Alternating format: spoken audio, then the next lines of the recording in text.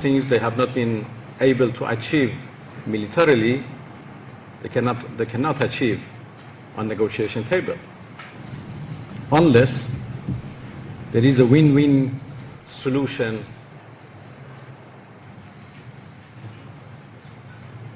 And then in 2025, in June, again, we entered into negotiation with them. After 5 rounds of negotiation, they decided to attack us. And we had 12 days of war in last year. This year again, they offered negotiation. And we had 3 rounds of negotiations, first in Muscat and then 2 times in Geneva. The last round was on 26 February.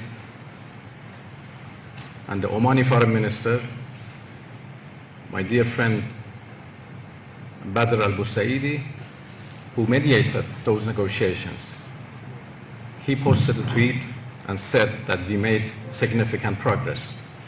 I'm sure you have seen his tweet. And it's interesting that before he posted his tweet, he showed that to both delegations, the Iranian and US delegations. And the US delegation confirmed that yes, we made significant progress today.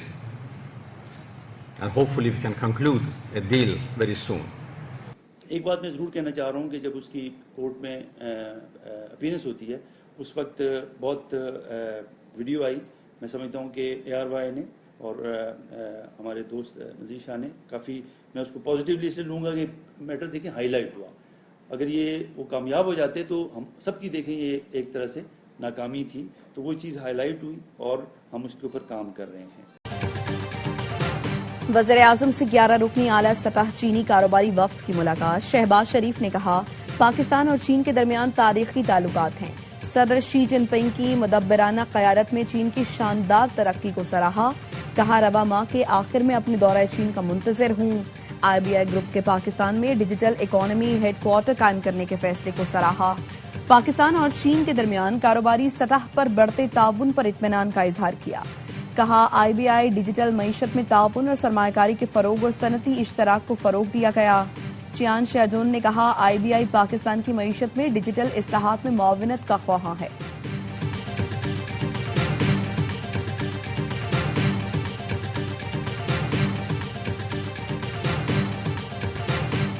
सदर Trump के दौर में पाक अमरीका ताल्लुकात मजीद मजबूत हुए हैं। पाकिस्तान और अमरीका के दरमियान बराह रास्त परवाजों का जल्द आगाज चाहते हैं। वजीर दाखिला मोहसिन नकवी की अमरीकी नायब वजीर खारजा जुनूबी और वस्ती एशियाई उमूर पॉल कपूर से मुलाकात में गुफ्तगू। कहा, मशरक़ वस्ता के तनाज़े के देरपा और पुरअमन हल के लिए पुरुम्मीद है। अमरीकी नायब वजीर खारजा की खित्ते में अमन और इस्तेहकाम के लिए पाकिस्तान के किरदार की तारीफ। सिक्योरिटी, इंसदाद दहशतगर्दी, इंसदाद मुनशियात के शोबों में इश्तराक कार बढ़ाने पर तबादला ख्याल। मुलाकात में कायम मकाम अमरीकी सफी नेटली बैकर, वजीर ममलकत दाखिला तलाल चौधरी, विफाकी सेक्रेटरी दाखिला भी मौजूद थे।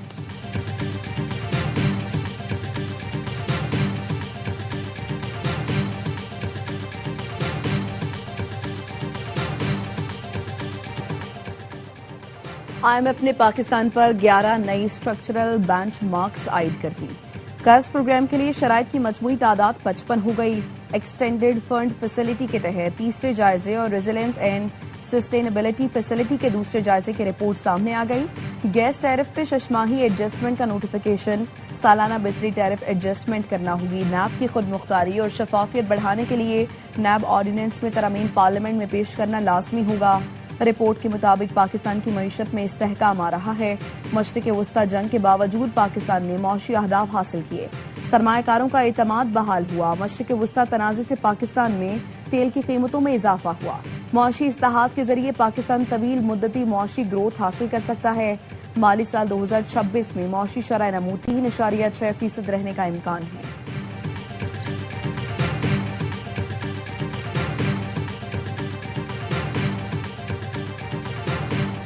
आइंदा माली साल के बजट की तैयारी के लिए IMF से मुशावरत का दूसरा रोज। ज़राए के मुताबिक हुकूमत ने IMF को आइंदा माली साल बजट में 215 अरब रुपए के नए टैक्सेस लगाने की यकीन दहानी करा दी। आइंदा बजट में 430 अरब रुपए के रेवेन्यू इक़दाम किए जाएंगे। रिटेल सेक्टर को सेल्स टैक्स में रजिस्टर्ड करने के लिए स्कीम लाने पर गौर। सेल्स टैक्स जमा करने के लिए सेल्स टैक्स एक्ट का 3rd शेड्यूल वसी किए जाने की तैयारियां। Sales tax act 3rd schedule में शामिल अशिया की कीमत सेल्स टैक्स की शरह जाहिर करना लाजमी होता है।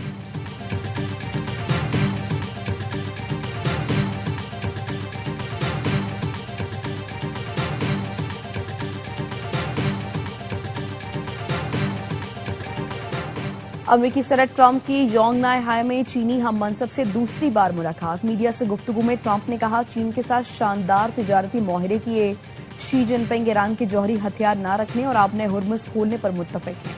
चीनी सदर से और बहुत से दीगर उमूर पर बात हुई। हमने बहुत से मसाइल का हल निकाल लिया जो कोई नहीं कर सकता था। शी जिनपिंग का शुक्रिया अदा करते हुए कहा, आपसे 24 सितंबर को दोबारा मुलाकात होगी जब अमेरिका का दौरा करेंगे। चीनी सदर शी जिनपिंग ने कहा, अमेरिका के साथ नया 2 तरफा ताल्लुक कायम किया है जो इंतहाई तामीरी है। अमेरिका के साथ नया ताल्लुक एक संग मील की हैसियत रखता है।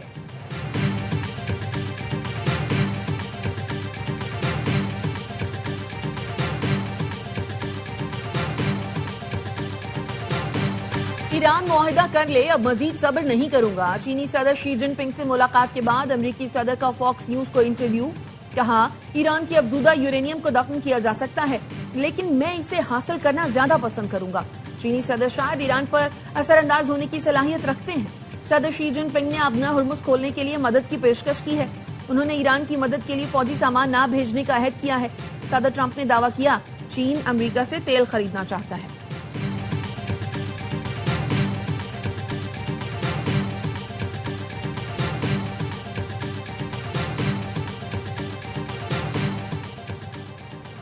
हमने चीन से कुछ नहीं मांगा, हमें बीजिंग की मदद की जरूरत नहीं। अमरीकी वजीर खारजा मार्को रूबियो का एनबीसी को इंटरव्यू। कहा, ईरान के मामले पर सदर शी जिनपिंग से कोई मुतालबा नहीं किया। हमारा मौकिफ बिल्कुल वाज़ेह है, ईरान जौहरी हथियार हासिल नहीं कर सकता। चीनी वजारत खारजा की तर्जुमान ने कहा, सदर ट्रंप और शी जिनपिंग के दरमियान मुतअद्दिद मामलात पर इत्तफाक राय हुआ है। चीन ने ईरान तनाज़े का फौरी हल तलाश करने पर जोर दिया है। तनाज़े का जल्द अज जल्द हल तलाश करना न सिर्फ अमरीका और ईरान बल्कि खित्ते के ममालिक और पूरी दुनिया के लिए फायदेमंद है। ईरान के खिलाफ जंग शुरू नहीं होनी चाहिए थी, जंग का कोई जवाब नहीं। बहरी रास्ते जल्द खुलने चाहिए। एक जामे और देर पर जंगबंदी जल्द अज जल्द होनी चाहिए।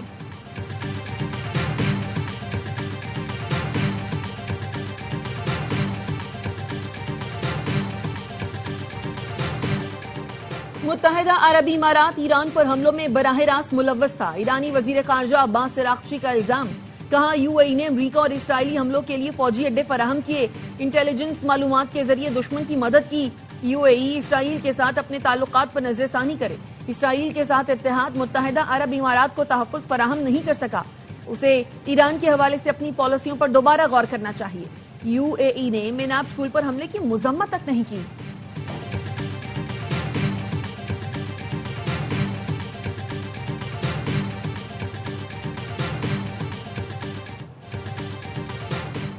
सऊदी अरब की मस्जिद अक्सा में इसराइल की इश्तियाल अंगेजी कार्रवाइयों की शदीद मजम्मत। सऊदी वजारत खारजा ने एक्स पर जारी बयान में कहा, इसराइली वजीर का पुलिस सिक्योरिटी में मस्जिद अक्सा में इसराइली परचम लहराना और रक्स करना इस्लामी और बैनुल अक़वामी कवानीन की खिलाफ वर्जी है। सऊदी अरब ने आलमी बरादरी से मुतालबा किया वो इन इक़दामात को रोके और जिम्मेदारान को जवाबदेह ठहराए।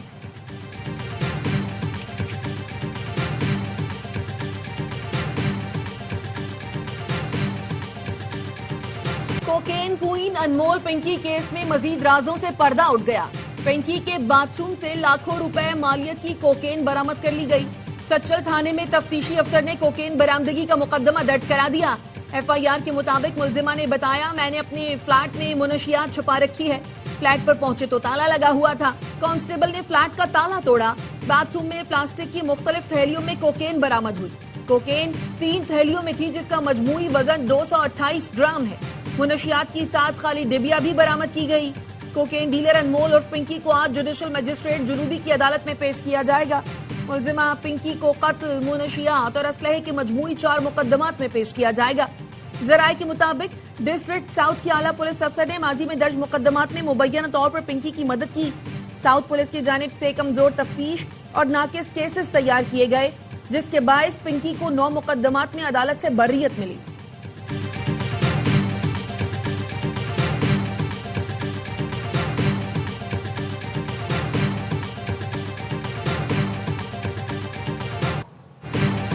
कोकेन डीलर अनमोल और पिंकी की मुकम्मल तहकीकाती रिपोर्ट की तफसीलात सामने आ गईं। राना नासिर और राना अकरम साबिका शौहर दोनों पुलिस अफसर थे। इब्तदाई तालीम गवर्नमेंट गर्ल्स स्कूल सोहराब गोड कराची से हासिल की। मॉडलिंग और अदाकारी के शौक में 2006 में लाहौर शिफ्ट हुई। पिंकी ने इंकशाफ किया, राना नासिर ने मुझे अपने मनशियात फरोश गैंग का हिस्सा बनाया। उसका नेटवर्क रावलपिंडी, लाहौर, कराची तक फैला हुआ है। मुझे कराची का इंचार्ज बनाया। 2024 में सीआईए लाहौर के हाथों गिरफ्तार हुई।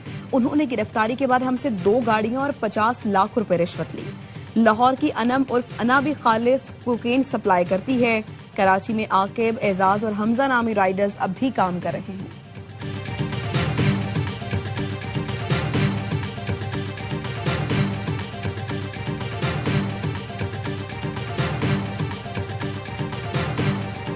अनमोल और पिंकी के खिलाफ लाहौर में दर्ज एक और मुकदमा सामने आ गया। मुलजिमा पर लाहौर में सामने आने वाले दर्ज मुकदमात की तादाद 4 हो गई।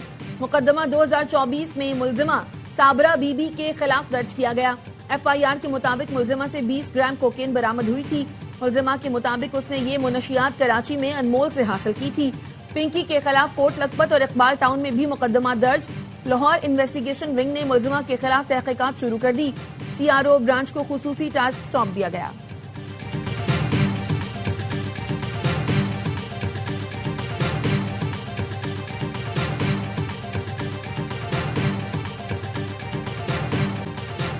चेयरमैन पीपल्स पार्टी बिलावल भुट्टो आज क्वेटा का दौरा करेंगे। शोबाए सेहत के 11 मुख्तलिफ मंसूबों का इफ्तिताह करेंगे। वजीर आला हाउस में तकरीब से खिताब भी करेंगे। 150 बिस्तरों पर मुश्तमिल जदीद trauma emergency and response institute का इफ्तिताह। बलोचिस्तान में बेनजीर एम्बुलेंस सर्विस का आगाज किया जाएगा। पाकिस्तान की पहली सूबाई सरकारी पीपल्स एयर एम्बुलेंस सर्विस फाल की जाएगी।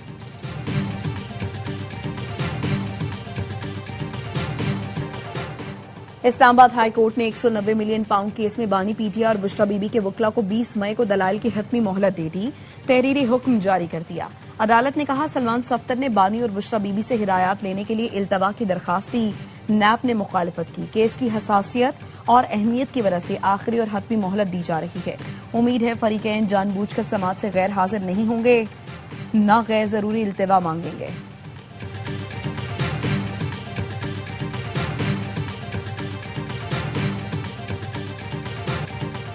बैनुल अक़वामी मार्केट में खाम तेल की कीमतों में इजाफा। ब्रेंट खाम तेल की कीमत 1.86% इजाफे के साथ $160.86 फी बैरल हो गई, जबकि अमरीकी वेस्ट टेक्सास खाम तेल की कीमत 2.23% महंगे होकर $103.46 फी बैरल पर आ गया। भारतीय रियासत उत्तर प्रदेश में तबाहकुन आंधी शहरी को उड़ा ले गई। मूसलाधार बारिश और आसमानी बिजली गिरने से हादसात में 90 अफराद हलाक, दरख्त उखड़ गए, बिजली के खंभे गिर गए, मुतादिद मकानों को नुकसान पहुंचा, बिल बोर्ड और छतें उड़ती नजर आई, सड़कें मलबे और उड़ती हुई अशिया से भर गई।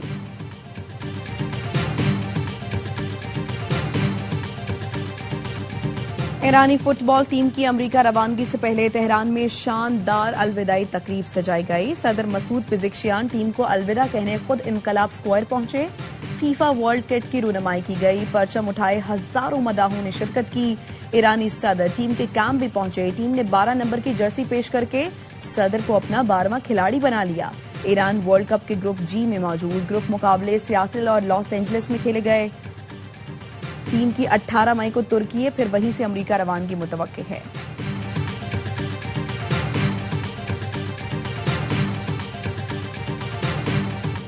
दूसरे T20 में भी शानदार फतह। पाकिस्तान वेमेन ने जिम्बाब्वे के खिलाफ सीरीज में फैसलाकुन सबकत हासिल कर ली। नेशनल स्टेडियम में 67 रन से मैदान मारा। मेहमान टीम 171 रन के ताकुब में 8 विकेट पर 103 रन तक महदूद। गर्ल्स इन ग्रीन ने पहले खेलकर 4 विकेट पर 170 रन बनाए। ईमान फातिमा 79 रन की करियर बेस्ट इनिंग्स पर मैच की बेहतरीन खिलाड़ी करार। सीरीज का तीसरा और आखिरी मैच आज खेला जाएगा।